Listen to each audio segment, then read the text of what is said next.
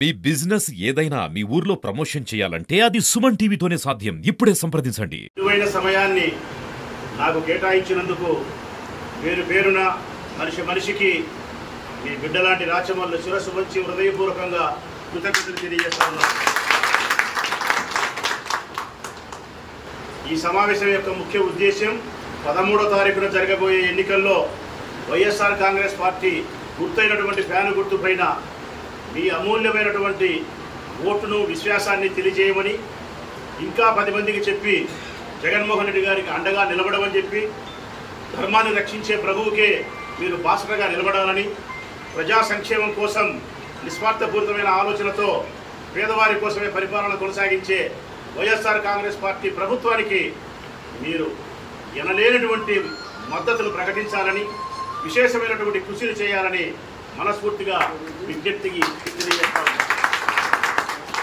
10 సంవత్సరాలుగా వైఎస్ఆర్ కాంగ్రెస్ పార్టీకి మీరు సహాయపడతా ఉన్నారు. ఈరోజు కొత్తగా సహాయపడతానని చెప్పి నేనేం అనుకోవడం లేదు. 2011లో జగన్మోహన్ రెడ్డి గారు బయటికి వచ్చినప్పటి నుంచి, పార్టీని స్థాపించినప్పటి నుంచి క్రైస్తవ కుటుంబాలన్నీ కూడా ఏకపక్షంగా జగన్మోహన్ రెడ్డి గారి పక్షాన్ని నిలబడినాయి. అందుకే మేము ప్రజాసేవ చేసే కార్యక్రమాలలో అందరికంటే మిన్నగా క్రైస్తవ కుటుంబాలను మరింత ప్రేమగా చూస్తున్న మాట వాస్తవం. పక్షపాత ధోరణితో మీరు చూస్తున్నారని చెప్పి ఎవరైనా మమ్మల్ని అడిగితే దానికి సమాధానం పక్షపాతం కాదు. అమితమైనటువంటి ప్రేమను చూపించి 100కి 95-96% క్రైస్తవ కుటుంబాలు వైఎస్ఆర్ కాంగ్రెస్ పార్టీకి మద్దతుగా నిలిచినప్పుడు వారి పట్ల కృతజ్ఞతాభావంతో ఉండాల్సిన పద్ధతి మాకు కూడా ఉంది. కాబట్టి క్రైస్తవుల పట్ల మరింత ప్రేమను, బాధ్యతలు కలిగి ఉండాం.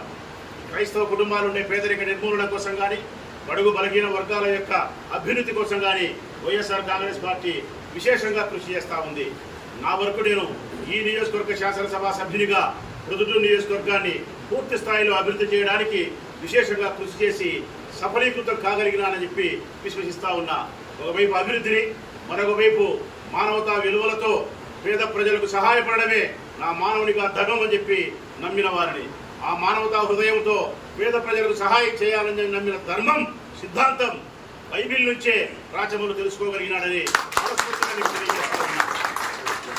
నేను నమ్మిన సిద్ధాంతం తోటి మనుషులందరినీ ప్రేమించడం. నేను నమ్మిన సిద్ధాంతం నాకు చేతనైనంత సహాయాన్ని, సేవను మనుషులకు చేయడం. నేను నమ్మిన సిద్ధాంతం దయాత్మ హృదయంతో అందరినీ కూడా క్షమించగలిగినటువంటి విశాల హృదయం కలిగి ఉండడం. ప్రేమించడం, సేవించడం, క్షమించడం, ఇవే బైబిల్ సారాంశం. నేను నమ్మిన సిద్ధాంతం కూడా ఇదే. నా విజయ సోపానం కూడా ఇదే. నా విజయానికి మార్గాలు కూడా ఇవే. మానవుడిగా నా జీవితానికి అర్థం, పరమార్థం తీసుకొచ్చేది, ఈ సమాజంలో నేను ఉండినా లేకపోయినా ఎనలేని గౌరవ ప్రతిష్టలు నాకు తీసుకొచ్చిచ్చేది లోకరక్షకుడైన ప్రభు యేసు ప్రభు చెప్పిన ప్రవచనమే ప్రేమించడం, సేవించడం, క్షమించడం. ఇదే రాచమల్లు నమ్మినాడు. అందుకే రాచమల్లు ఈ విధంగా మీ చేత ప్రేమించబడతా ఉన్నాడని చెప్పి సగౌరవంగా తెలియజేస్తూ, మీ ఆశీస్సులు, మీ మద్దతు నాకు ఎల్లవేళలా ఉండాలని చెప్పి మనస్ఫూర్తిగా కోరుకుంటూ సెలవు.